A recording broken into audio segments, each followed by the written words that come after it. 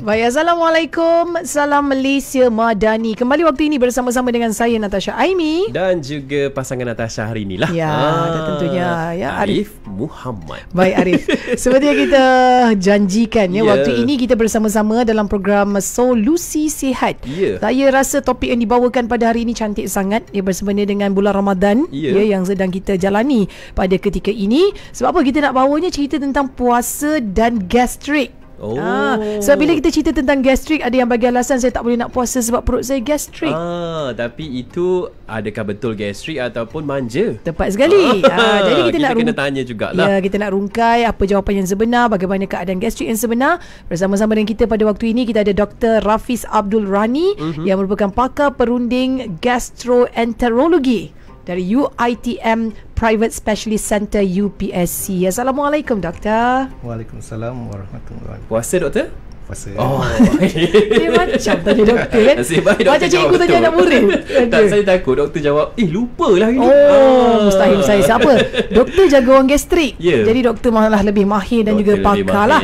Okey doktor, kita pertama sekali kita nak tahu sebenarnya apa gastrik ni? Kan macam mana dia boleh tiba-tiba datang gastrik dalam tubuh badan ni? Apa itu gastrik? Terima kasih pertama atas undangan lah. Nombor dua, selamat berpuasa. Salam Ramadan juga doktor. Yang gastrik ni banyak orang kata dia ada gastrik, tapi banyak orang juga dia tak berapa faham secara mendalam tentang gastrik. So apa yang jadi sebenarnya, gastrik ni dia radang pada lapisan dalam perut kita. Perut kita ada banyak lapisan, ada lapisan otot, ada mukosa, submukosa dan lain-lain. Tapi bila kita ada keradangan, inflammation dalam lapisan dalam tu, yang membuatkan penyakit gastrik. And gastrik ni dia ada dia punya different stage je lah. Bergantung pada berapa teruk keradangan tu, inflammation tu, sama ada mendalam ke tak mendalam dan lain-lain. Okey, jadi bahasa mudah, istilah mudahnya keradangan di setiap lapisan tu lah. Tapi kita nak tahu juga punca radang tu daripada mana doktor? Macam mana boleh jadi radang? Sebab pemakanan ke atau lahir-lahir dah ada? Dia banyak faktor. So yang paling common sekali ialah satu kuman. Nama kuman tu Helicobacter pylori. Kuman tu pun gambar dia cantik juga. Dia panjang, lepas tu ada ekor, 3 ekor Saya search sekarang. Nama dah lah helikopter kan? Helikopter pylori apa? Helicobacter pylori. Helicobacter pylori. Yang tu yang paling common sekali. Penyebab pada gastrik. Tapi ada juga penyebab-penyebab lain. Contohnya macam ubat-ubatan pun ada yang sebabkan gastrik. Dia menyebab. Terutamanya yang ubat tahan sakit.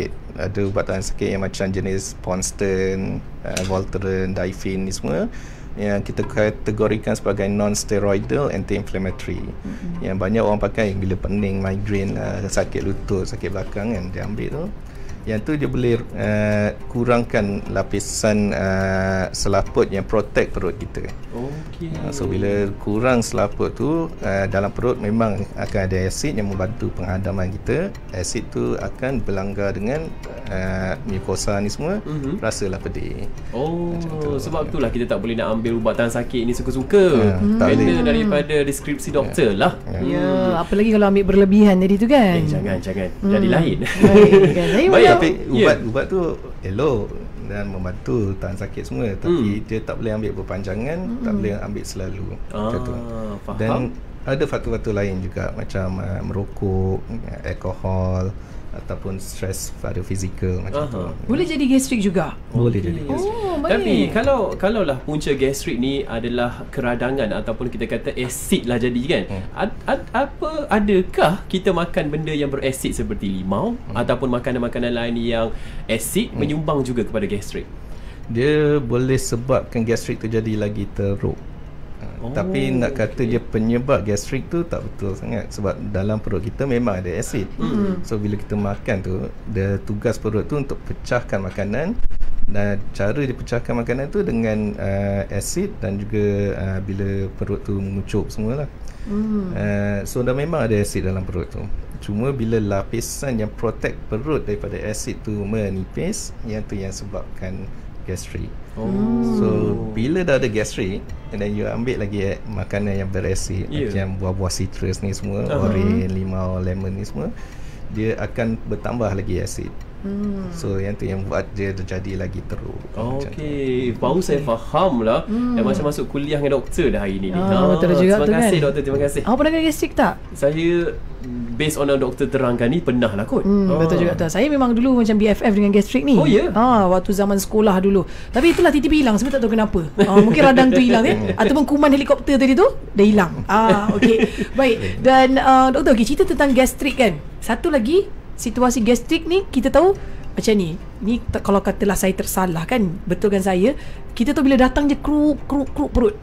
Jadi saya tahu itu dah macam signal untuk saya kena nanti gastrik yang sakit tadi tu. Adakah itu memang simptom ataupun tanda-tanda untuk kita nak kena serangan gastrik? Boleh juga, sebabnya yang gastrik ni macam yang cerita tadi tu, banyak orang yang ada gastrik.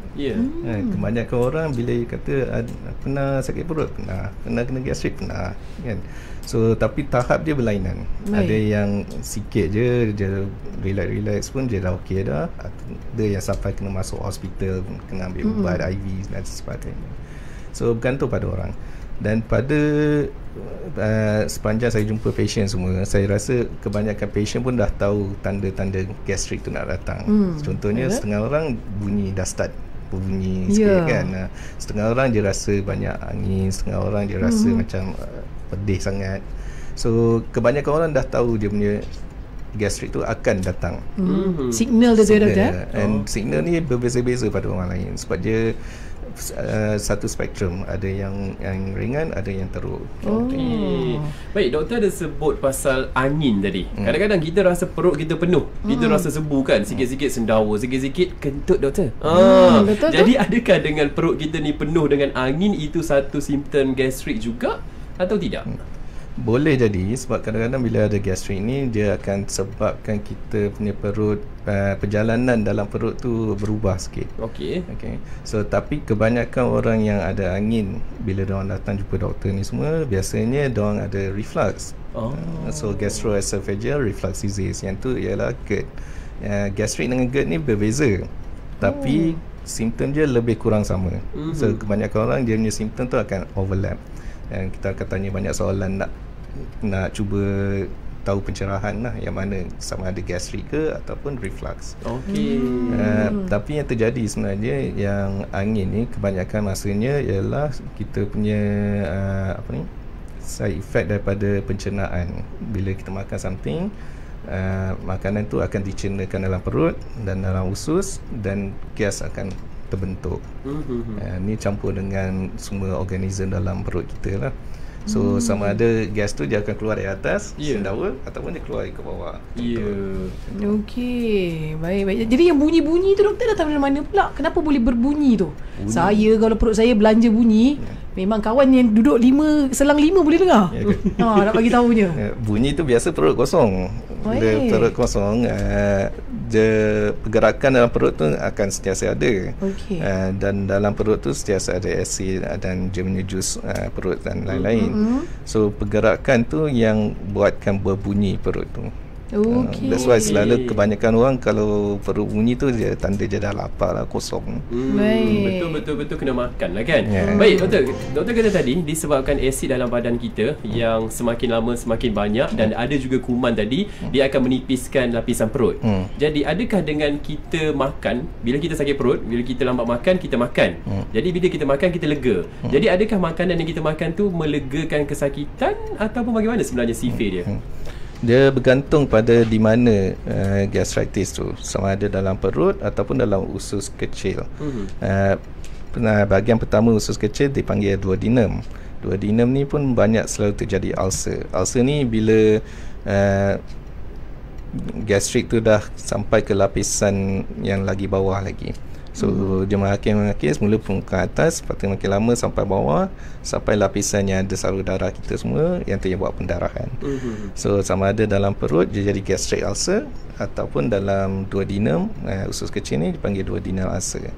So dia sedikit berbeza, macam bergantung pada lokasi kat mana. Ada yang relief lepas makan, ada yang rasa relief kalau dia tak makan. Kalau makan buat lagi teruk. So yang tu yang membezakan dekat mana ulcer tu. Maksudnya salah lah orang kata gastrin sebab lambat makan. Boleh juga, tapi kalau kat perut bahagian gastrik tu kebanyakan macam tu, dia lambat makan. Okey. Sebab ada satu situasi yang saya sendiri lalu, ini based on my own experience. Ini patient doktor ni. Okey, silakan patient. Sebab kan macam betul lah, mungkin doktor kata tu betul. Saya bila kena yang sangat teruk tu doktor, saya tak boleh makan pun. Dia dah jadi satu tahap macam kita nak macam berpeluk tubuh je. Nak suruh makan pun dah jadi tak ada selera nak makan kan. Jadi adakah situasi tu boleh diselesaikan dengan ambil ubat ataupun sebenarnya makan tadi doktor? So kalau makan pun boleh, dia membantu mengurangkan juga, sebab kadang bila asid ni bila dah lama tak makan, makin lama dia makin terkumpul. Makin terkumpul, makin pekat. So bila kena pada keradangan tu sakit lah kan? Macam contoh kalau kita luka kat tangan pun, kalau kena air garam ke, kena buat apa-apa kan, kita pedih kan. Betul. So sama juga dalam perut tu. Kalau kita tak makan, asid tu lagi pekat, lagi terkumpul, kena pada kawasan keradangan tu, lagi pedih. Tapi bila kita makan, dia akan mengurangkan pH asid tu. So dia jadi kurang pekat, kurang menyengat lah. Kurang sakit lah. Okey. Kalau kita makan, kurang menyengat. Kalau puasa ni doktor, kita dah masuk bulan puasa ni, apa cerita doktor? Habisan lah sengatan tu. Adakah akan pingsan, akan lebih sakit atau macam mana bulan puasa ni? Puasa satu kewajipan kan. So kita kena buat lah. So banyak yang mungkin kita akan perlu buat. Tapi dalam puasa pun ada syarat-syarat puasa, rukun puasa, yang salah satunya kalau kita mampu untuk puasa. Kalau tak mampu puasa, ada ayat yang kata kita tak perlu puasa, tapi kena bayar qada dan fidyah dan lain-lain kan. So yang tu kita kena honest dengan diri sendiri, jujur lah. Betul ke sakit ni teruk sangat sampai tak boleh puasa kan? Kalau betul, dan dimaafkan lah. Tapi kalau untuk orang yang boleh puasa, dan kebanyakan orang yang penyakit gastrik ni boleh puasa, cuma kita kena buat penyesuaian sikit, kita kena ubah cara sikit. Salah satunya ialah kita kena pastikan bangun untuk sahur. Bila buka puasa pun kita buka puasa, jangan lengahkan. Wajib sahur.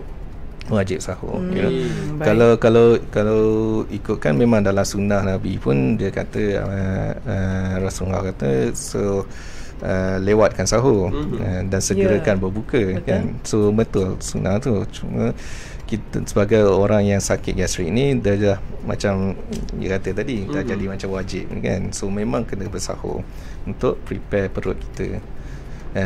Kebiasaannya pun kalau kita bersahur pun bergantung pada cara kita sahur juga. Cara pemakanan kita, apa yang kita makan dan lain-lain semua. Doktor dah sentuh dah apa yang kita makan. Nak tahu juga doktor, apa yang boleh, apa yang tak boleh kita ambil ketika bersahur? Apa yang boleh dan apa yang tak boleh? Biasanya kalau sahur asal tu, boleh. apa yang ada kan. Sekarang ni kita asal boleh je ni. Itulah. So tapi kita kena bijak pasal tu lah. Biasanya yang disarankan untuk masa bersahur ni ialah karbohidrat yang kompleks sikit, supaya dia punya release of nutrient tu berpanjangan sikit. So jangan ambil benda-benda yang terlampau manis ataupun berkafein, bergas, sebab yang ni akan sebabkan lagi banyak burden pada kita punya sistem pencernaan kita. Macam kafein, kopi kan, kalau boleh kita elakkan juga, sebab dia merelaxkan sistem pencernaan kita. So susah dia tambahkan beban untuk pecahkan makanan dan Baru tahu kita ni pula kaki kopi doktor. Sikit-sikit kopi, Rupanya patutlah saya cakap dah lama tak pergi tandas. Okey. Tapi kalau kata mereka yang ada masalah penghadaman dengan doktor kan, ada tak berkaitan dengan masalah gastrik tu tadi? Atau apa-apa yang berkaitan dengan perut? Ada juga. Kembali pada kopi tadi, satu lagi, kopi ni dia diuretic. Diuretic ni maknanya dia akan buat kita kerap pergi ke tandas, toilet untuk kencing. Betul. Yang tu yang akan buatkan kita kurang air dalam badan juga, hydration kita lah. Sama ada orang yang ada masalah penghadaman akan ada masalah gastrik, ya dan tidak. Sebabnya benda ni ialah satu spektrum juga. Dan masalah penghadaman biasanya kita boleh tahu apa trigger kita, apa yang akan trigger masalah penghadaman kita. So untuk sahur dan berbuka kita avoid je lah benda-benda yang trigger tu. Tapi problem je, lain orang lain dia punya trigger. Yang gastrik ni pun macam tu juga. Kalau kita jumpa saudara ke kawan ke yang ada masalah gastrik, seorang kata tak boleh ambil susu, seorang kata susu lagi elok, seorang kata apa, susu pekat boleh, susu cair tak boleh kan. So dia bergantung pada individu. So lain individu lain dia punya pantang larang dia. Perbezaan tu faktor dia daripada apa doktor? Perbezaan macam itulah. Dia punya petua dia lah, keadaan dia kena serangan gastrik tersebut. Ya, ni semua saya rasa tak ada orang yang pasti apa dia punya penyebab dia. Cuma yang paling obvious dan teorinya ialah cara kita dibesarkan. So exposure kita daripada kecil macam mana. Kalau banyak exposure pada susu semua, dan susu tu tak menjadi masalah lah biasanya. Jadi apa yang menjadi kebiasaan kita rasa benda tu okey. Bila benda baru je jadi macam lain Okey, baik, apa pun kita bersama-sama waktu ini dalam program Solusi Sihat. Tetamu kita Dr. Rafiz Abdul Rani, pakar perunding gastroenterologi dari UiTM Private Specialist Center UPSC. Kita bawakan tentang puasa dan gastrik. Dan doktor, kita tahu bila cerita tentang bulan Ramadan dan juga orang yang ada sakit gastrik ni kan, saya dulu masa saya penghidap gastrik tu rasa macam kita rasa mungkin kita gagal nak berpuasa ni. Mungkin ada orang yang lebih teruk daripada kondisi saya tadi tu kan doktor kan. Walaupun kita tahu dimudahkan lah sebenarnya kalau kita ada sakit-sakit, mungkin kita tak perlu nak berpuasa. Tetapi apa yang perlu ataupun persediaan yang perlu dilakukan untuk orang yang ada masalah gastrik yang mungkin agak serius kan, mungkin tak boleh makan ke ataupun mungkin bergantung pada ubat doktor. Tapi dalam masa yang sama dia nak menjalani ibadah puasa ni. Apa nasihat doktor? Pada saya, kebanyakan pesakit dia tahu dia ada gastrik sebelumnya. Bukan dah masuk bulan Ramadan baru dia tahu dia ada gastrik. Kebanyakannya dah tahu ada gastrik semua. So biasanya kita akan sarankan untuk preparation untuk gastrik, untuk berpuasa di bulan Ramadan untuk pesakit gastrik. Salah satunya ialah ubat-ubatan. Ada ubat yang kurangkan asid dalam perut. Kita panggil dia proton pump inhibitors. So ubat ni akan bantu kurangkan asid dalam perut dan dia akan bantu lapisan dalam perut tu pulih seperti sedia kala. So orang yang ada gastrik, yang penyakit gastrik dia teruk, kita sarankan untuk start ubat tu even sebelum bulan puasa. So mungkin dalam seminggu ke 5 hari sebelum puasa dah start ubat tu. So bila dia masuk bulan Ramadan tu dah prepare lah perut kita, dah prepare, dah rehearsal awal. Doktor, tadi kita sentuh antara makanan yang perlu kita elak lah untuk kita ambil ketika bersahur lah. Al-maklum lah pagi tadi baru first bersahur. Jadi doktor kata tadi ikut kebiasaan, mungkin orang lain alah kepada benda lain, orang lain alah kepada benda lain. Tetapi itu yang perlu kita elak lah. Yang perlu doktor suggest apa? Maksudnya perkara ataupun makanan yang wajar kita ambil supaya kita ni dapat elak kepada masalah gastrik serang ketika kita berpuasa. Kalau kebiasaannya, satu yang wajib sekali ialah bersahur. Kan? So macam sekarang ni baru first day kan. So first day memang semua orang sahur. Tapi bila towards hari ke-10 tu dah banyak orang yang dah skip sahur kan. So wajib untuk bersahur. Nombor 2 ialah makanan yang bagi efek panjang. Contohnya kita punya serat. So makanan yang berserat tinggi lagi baik sebab dia punya release of nutrient tu lama sikit. So macam gandum, roti pun semua is actually quite good. Cuma jangan yang berproses tinggi. Macam roti putih tu dia proses banyak compared to roti brown bread dan lain-lain. Tapi in general the recommendation ialah kita keep it simple saja, so kita kena ada satu portion karbohidrat yang orang kata suku separuh tu. Satu portion karbohidrat, nasi ke mi ke, satu portion daging, ayam ke daging ke ikan, satu portion sayur, satu portion buah. Yang tu makanan yang lengkap. So kalau kita stick to that formula, biasanya tak menjadi masalah sangat. Okey, jangan lupa doktor, kurma kurma. Kan sedap lah. Saya kan kalau dari sudut gaya makan ni, dalam banyak-banyak jenis makanan yang doktor sebut ni, kalau kita sendiri yang sediakan, saya rasa buah-buahan tu yang selalu terlepas pandang. Betul. Betul kan, doktor kan? Betul. Tapi sebenarnya buah-buahan tu lah yang paling membantu penting kan? Dia bantu melawaskan. So perjalanan makanan daripada perut sampai keluar tu dia lagi lancar. Itu dia buah-buahan kan. Tapi doktor, kalau anda katalah seseorang tu tak ada masalah tentang gastrik, masalah kesihatan lain, adakah okey untuk mereka ni bersahur yang simple je? Air kosong, kurma. Adakah okey macam tu, ataupun sebenarnya mesti juga kena ambil juga makanan yang berat sedikit? Sebaiknya kita makan, sebabnya yang satu memang disarankan. Salah satu hadis Rasulullah pun kata perbezaan berpuasa kita dengan orang lain ialah kita bersahur, kan, so saya rasa pada saya elok bersahur, sebab mungkin kita tak ada masalah gastrik tu sekarang, tapi kalau boleh kita tak naklah develop gastrik tu di tengah-tengah bulan Ramadan nanti, kan. Maksudnya dia boleh jadi kemudian, boleh jadi, walaupun orang yang tak pernah ada gastrik ni. Okey, baik. Jadi mereka tak pernah ada gastrik, ataupun macam nilah, kita biasa sakit perut, doktor, sikit-sikit. Nak pula ubat senang beli kat farmasi, kan, yang warna putih tu kan. Jadinya bila sebenarnya waktu yang tepat untuk kita ni perlu mendapat nasihat doktor, kena jumpa doktor, sebabkan mungkin gastrik kita dah ke peringkat yang lebih tinggi lagi. Sebenarnya waktu bila yang kita dah kena jumpa doktor tu, bila kita tahu kita punya sakit perut tu dah lebih daripada biasa. Dia ada dua benda yang saya boleh nasihatkan. Satu ialah dia punya frekuensi. Kalau kekerapan dia terjadi tu makin lama makin selalu.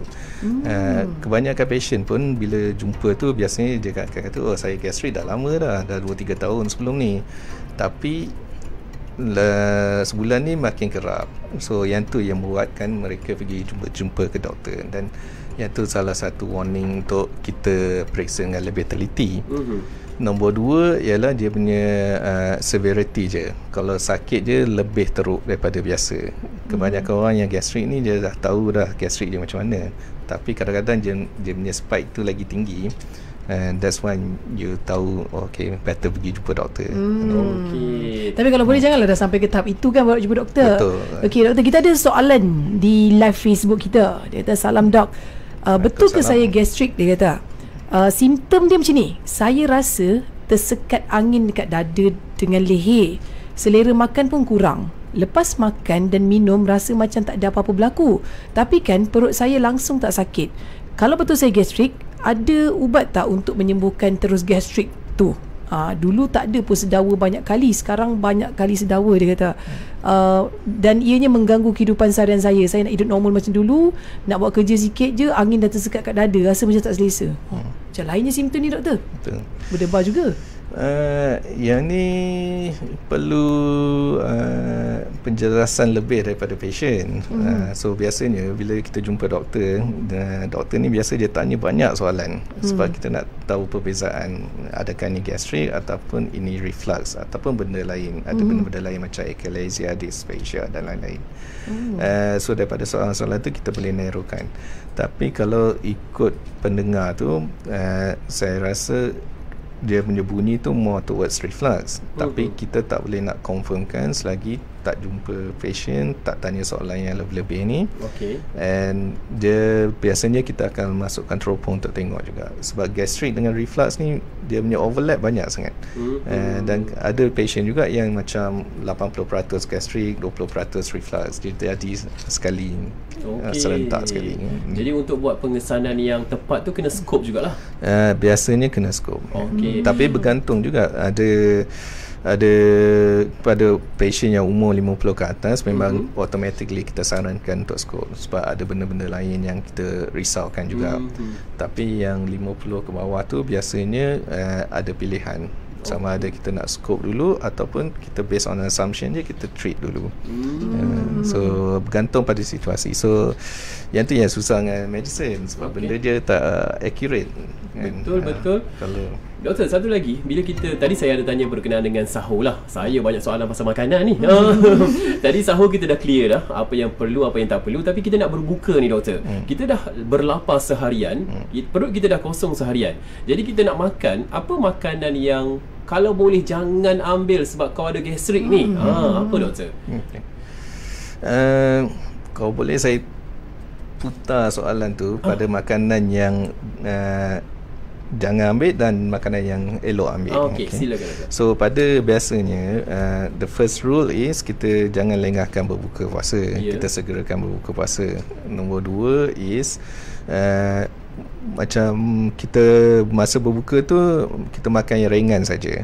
Macam buah-buahan kan. Dan sunnah pun buka puasa dengan buah kurma. Buah kurma tu bagus sebab dia banyak energi dalam tu. Banyak energi, dia banyak antioksidan juga. So perut pun tak adalah terkejut bila tiba-tiba kan kadang-kadang kita makan satu pinggan terus kan. Itu buffet hotel doktor. Hari seorang je tahu doktor macam tu. Saya masak. Tajak pun kan.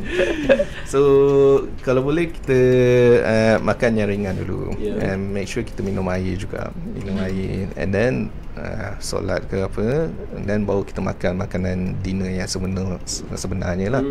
So yang dinner yang sebenarnya itu pun the main thing is portion jangan banyak. Okay, kita jangan bebankan pada perut kita kan, tiba-tiba nak suruh proses satu plate penuh makanan dan lain-lain. Daripada segi pemakanan sama juga macam ketika bersahur. So makanan yang minuman yang berkafein tu kalau boleh kita hindarkan juga. Yang bergas tu sebab bercarbonated, dia buatkan kita rasa indigested dan lain-lain. Dari segi makanan pun sama juga, suku separuh tu. That is the best advice lah. Carbohydrate complex dan lain-lain. Okey, makanan minuman kafein tak boleh, kita elak. Gas pun kita elak. Tapi kalau makanan minuman manis, elok ke tak elok? Minuman manis kalau dia tak bergas tu dia boleh sebenarnya. Cuma tak elok untuk benda lain lah, kecil manis dan lain-lain ni semua kan. Masalah lain pula lah. Tapi dari segi pemakanan tu kalau boleh kita elakkan yang berempah sangat, yang pedas sangat kan, dan bercili sangat kan. Yang sedap-sedap tu lah doktor yang sedap lah. Sama sambal tu. Aduh, dia dah target dah. yang buat tambah tu. Okey, itu tentang jenis makanan. Portion makanan doktor macam mana pula berbuka? Kadang-kadang kita ni lupa diri. Ubat biasalah dah berbelah-belah jam tak makan. Lepas tu pinggan lah, mula-mula ambil sikit. Rupanya pinggan anak tak habis, kat kita juga ambil lagi dan ambil lagi. Jadi portion yang sebenar, walaupun kita tadi dah berpuasa, tapi tak semestinya kita macam nak penuhkan perut kita kan doktor kan. Jadi bagaimana pandangan doktor? Portion tu kalau boleh kita tahu diri kita sendiri. Berapa banyak kita makan dah kita rasa kenyang. Kalau dah mula start rasa kenyang tu, seeloknya kita berhentilah. Tapi general rule ialah berapa banyak nasi yang kita makan tu sebesar kita punya penumbuk kita. So generally that is the advice. Besar penumbuk jerih ingat dia. Tapi kena campur dengan yang lain-lain jugalah, yang sayur, yang protein kita dan lain-lain tu. Baik. Selama ni makan bertumbuk-tumbuk. Ya, saya akan tumbuk orang kalau tak boleh makan. Baik, itu dalam aspek pemakanan kita dah clear doktor. Bagaimana sahur, bagaimana berbuka, dari segi portion dan juga jumlah kita dah clear. Tapi dalam aspek pengambilan ubat-ubatan pula, kita tahu kadang-kadang saya ada penyakit lain, kita kena makan juga ubat lain. Jadi dalam bulan puasa ni, bagaimana penjadualan ubat-ubatan tu yang sebetulnya doktor? Yang tu susah sikit saya nak komen sebabnya ubat ni bergantung pada penyakit dia. Dan lain penyakit lain dia punya ubat, dan dalam satu penyakit pun kadang-kadang ada 4-5 ubat dia. So bergantung pada ubat, jenis ubat dia dan jenis formulation dia. Sebab ada ubat yang dia release berpanjangan, satu hari dia punya efek tu. Ada ubat tu dalam 2-3 jam je dia punya efek. So yang tu seeloknya kita jumpa doktor yang prescribekan ubat tu pada kita. Tapi dah memang ada ubat-ubatan tu, saya rasa info tu pun kebanyakan doktor akan beri sebelum bulan Ramadan. Contohnya ubat diabetes. Ada ubat jenis diabetes macam metformin tu boleh makan macam biasa. Ada ubat yang kita kurangkan dos je. Ada ubat yang daripada biasa kita makan pagi, kita makan masa berbuka puasa. So bergantung pada jenis ubat tu. A bit too generalised kan, spesifik kalau nak ceritakan kat sini.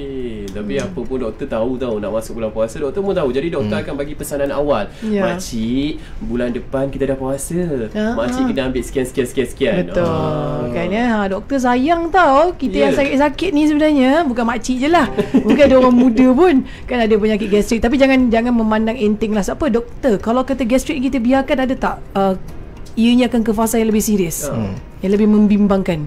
Dia kalau kita biarkan, dia makin lama dia akan develop into ulcer. Ulcer ni dah start dengan pendarahan semualah. Darah rendah, darah tidak larat dan lain-lain. Lepas tu masuklah hospital. Kalau dulu-dulu macam orang sekarang dia cepat pergi hospital. Kalau dulu-dulu lepas gastrik dia akan jadi ulcer, lepas ulcer dia akan jadi perut berlubang. Berlubang tu. Dia boleh tembus perforated. So betul di sini. Tapi jarang dah dengar kan. Dulu selalu dengar kan. So sebab sekarang banyak orang dia dah sampai gastrik, dah sampai ulcer, dia dah pergi ke hospital lah sekarang. Dah ada rawatan lah. Kalau zaman dulu sampai tahan ni kan.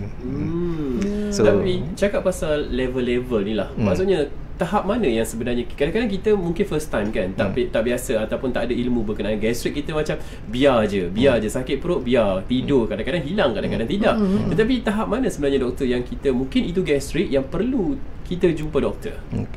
Kalau ada sakit perut yang kita rasa macam gastrik ni, tengok pada severity dia. Kalau sakit sangat sampai berguling-guling tu, then better jumpa doktor lah. Kalau rasanya sikit-sikit tu mungkin boleh tahan lagi. Kita tengok dia punya frekuensi pula, sama ada kerap terjadi ataupun tak kerap terjadi. Nombor 2, dia ada, bila dia pergi daripada gastrik ke spektrum yang ulcer ni semua, dia ada dia punya warning sign juga. So salah satu warning sign dia, bila kita buang air tu berdarah. So dah nampak darah tu daripada ulcer tu. Ataupun najis kita tu warna hitam. Dia hitam tapi dia bau pun macam tengik sangat. Macam kalau buang air kat sini, kat pintu depan boleh bau. So yang tu maknanya ada pendarahan juga. Sebab dia darah daripada perut tu, dia travel ikut usus kecil, usus besar kita, dia oxidize. Bila oxidize tu, yang buat dia jadi warna hitam. Lain-lain macam selera makan kita berkurang, berat badan berkurang dan lain-lain. So yang tu semua warning signs untuk kita berjumpa doktor dengan segera. Baik. Doktor, kita ada satu lagi soalan daripada pendengar kita. Doktor, kalau saya cepat rasa lapar, adakah itu gastrik? Ya dan tidak. Sebabnya kalau cepat lapar biasanya bergantung pada apa yang kita makan juga sebelum tu. Timing pemakanan satu, tapi jenis makanan. So that's why carbohydrate complex tu lebih baik daripada yang simplified carbohydrate. So dia punya release tu lagi panjang. Dia akan buat kita rasa kenyang lagi lama. So dan kita kena ada serat semua jugalah. Yang tu yang akan membuatkan kita rasa kenyang berpanjangan. Tapi kalau gastrik ni biasanya kalau gastrik pada perut, dia boleh jadi yang macam kita ceritakan tadi, mula rasa sakit semua, tapi bila makan rasa elok. So yang tu salah satu tanda. Tapi dia very vague. Susah orang nak tahu yang ni disebabkan gastrik ataupun just sebab tak cukup makan atau lambat makan. So yang tu yang pentingnya, bila jumpa doktor tu tanya banyak soalan, tak terlalu soalan pelik-pelik pun dia tanya. Sebab doktor nak dapatkan jawapan untuk kita. Ada banyak sangat maze yang doktor kena lalu ni. Diagnose betul-betul. Dan sikit lagi doktor tentang pengambilan susu ni. Kita tengok kan ada orang ambil susu macam teruk betul dia punya kesan. Saya mula-mula dulu macam pelik tau, tengok macam tak boleh minum susu ke, kenapa jadi macam ni kan. Rupanya memang betul dia tak boleh minum susu. Apa berkaitannya sebenarnya susu dengan masalah perut ataupun gastrik, doktor? Dia bergantung pada individu tu. So macam yang diceritakan tadi, yang lain orang lain dia punya pantang je. Sebab susu ni kadang-kadang dia senang untuk digest, senang untuk dicernakan, tapi kadang-kadang dia susah untuk dicernakan. Bergantung pada individu tersebut. Tapi bergantung juga dalam perut tu pun banyak organism kita. Dalam perut tu ada lebih kurang 10 ke 100 trilion organism yang ekosistem dia yang bantu kita dalam pencernaan ni semua. So yang tu semua dia bergantung pada banyak faktor, cuaca, aktiviti kita, pemakanan kita, ada ambil antibiotik sebelum ni ke tidak dan lain-lain semua. So very individualized. Dia macam pada saya is more macam trial and error, you know. So you kena try tengok adakah yang membantu atau tidak. Sebab saya tengok dalam satu family pun ada macam tu.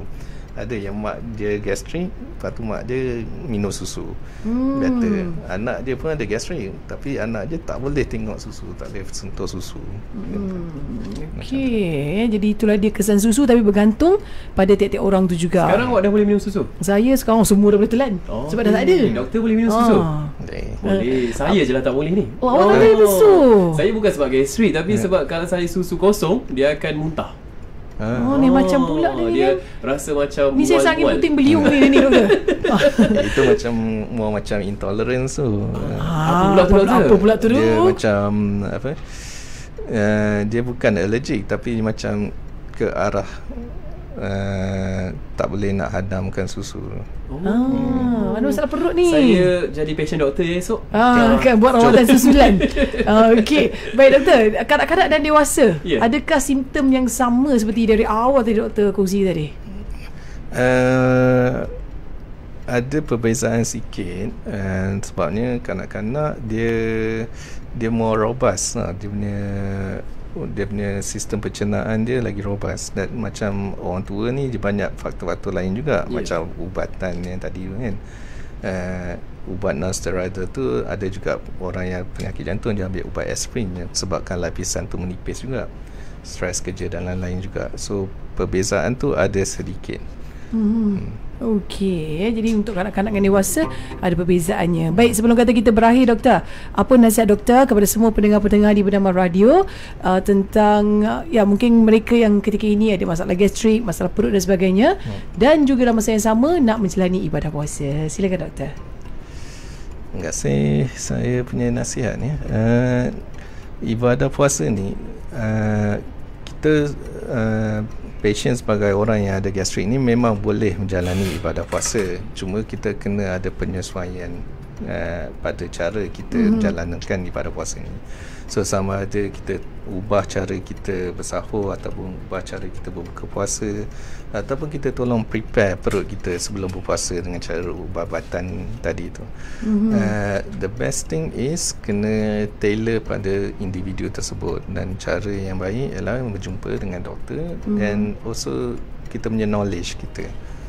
Lagi banyak kita baca, lebih banyak pemahaman kita, dan dia akan membantu pada cara kita berpuasa. Dan insyaAllah lengkap bulan Ramadan ni. Cara terbaik adalah jumpa doktor, dan doktor terbaik adalah Dr. Rafiz. Macam itulah.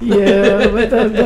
Baik, apa-apa kita nak ucapkan juta terima kasih kepada tetamu kita Dr. Rafiz Abdul Rani, pakar perunding gastroenterologi dari UiTM Private Specialist Center UPSE, dengan perkongsiannya tentang gastrik. Nampak ataupun dengar macam mudah, tetapi jangan diambil mudah. Sampai berlubang perut tadi. Nak ke macam tu? Jangan. Baik-baik tahu, hati-hati dengan kuman helikopter tu tadi. Saya sebut helikopter senang. Apa tadi nama kuman tu doktor? Helicobacter pylori. Helicobacter pylori. Saya dah boleh. Boleh. Awak pergi jumpa doktor dululah, pergi check perut awak tu. Okey. Baik, apa-apa sampai di sini saja program kita waktu ini dalam Solusi Sihat. Kita akan kembali semula selepas ini. Terus setia dengarkan Bernama Radio untuk anda.